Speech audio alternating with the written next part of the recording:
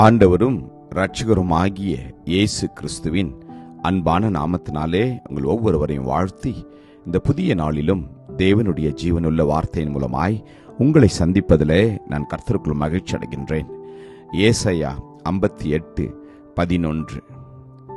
கர்த்தர் நித்தமும் உன்னை நடத்தி மகா வறட்சியான காலங்களில் உன் ஆத்துமாவை திருப்தியாக்கி உன் எலும்புகளை நினமுள்ளதாக்குவார்.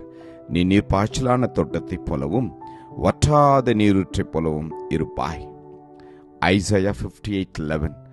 The Lord will guide you continually, giving you water when you are dry and restoring your strength. You will be like a well-watered garden, like an ever-flowing spring. Amen. கர்த்தருடைய நாமம் மகிமைப்படுவதாக. இயேசு கிறிஸ்து நித்தமும் நம்மை நடத்துகிற தேவன். ஆம், அவர் எல்லா சூழ்நிலைகளுக்கும் அவரே அதிகாரியான கர்த்தர். வானத்தின் கீழும் வானத்தின் மேலும் பூமியில் உள்ள எல்லாவற்றையும் ஆளுகை செய்கிறவர் ஆண்டவர் ஆகிய கர்த்தர். அவர் எல்லா நாட்களிலும் எல்லா சூழ்நிலைகளிலும் நம்மை அவர் வழிநடத்துகிற தேவன். எனவேதான் அவர் நல் மெய்ப்பனாய் இந்த உலகத்திலே வாழ்ந்தார். ஆம், உங்களையும் என்னையும் பாதுகாத்து பராமரித்து போஷித்து அற்புதமாய் அதிசய விதமாய் அவர் நடத்தி வருகிறார். ஒவ்வொரு மாதமும் ஒவ்வொரு வருடமும் நம்மை அவர் அற்புதமாய் நடத்துகிறார். இந்த புதிய நாளிலும் கூட அவருடைய வழிநடத்துதல் அப்படியாகவே இருக்கும் என்று வேதம் சொல்லுகிறது.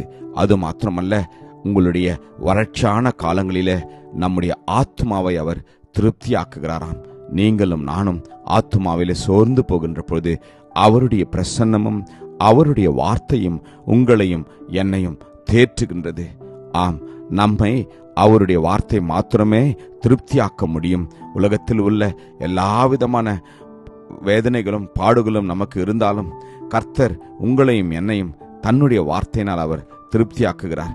நமக்கு தேவையான எல்லாம் நம்மிடத்தில் இருந்தாலும் கூட அவருடைய பிரசன்னமும் அவருடைய வார்த்தையும் இல்லை என்றால் நீங்களும் நானும் ஆவிக்குரிய வாழ்க்கையில திருப்தியாவது மிகவும் கடினம்.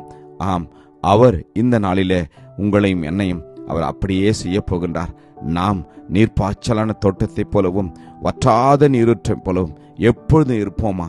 எதற்காக அவர் அப்படி நம்ம வைக்கிறார்? மரண பரியந்தமும் உங்களையும் என்னையும் அதிசயமா நடத்த முடியாய் நீங்களும் நானும் அவருடைய வருகை மட்டுமும் அவருடைய வார்த்தையிலே நிலைத்திருக்கின்ற போது, அவருடைய கட்டளைகளை கீழ்ப்படுகின்ற போது, அவருடைய சித்தத்தின்படி நாம் நடக்கின்ற போது நம்முடைய வாழ்க்கை இப்படித்தான் இருக்கும்.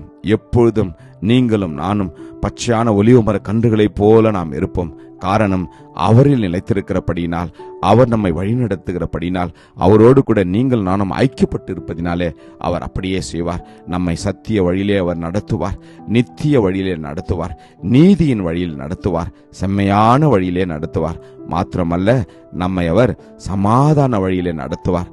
ஆம், நம்முடைய கால்களை சமாதானத்தினே வழியிலே நடத்தும் அவர் இன்னும் ஜீவிக்கிறவராகவே இருக்கிறார். ஜெபிப்போமா?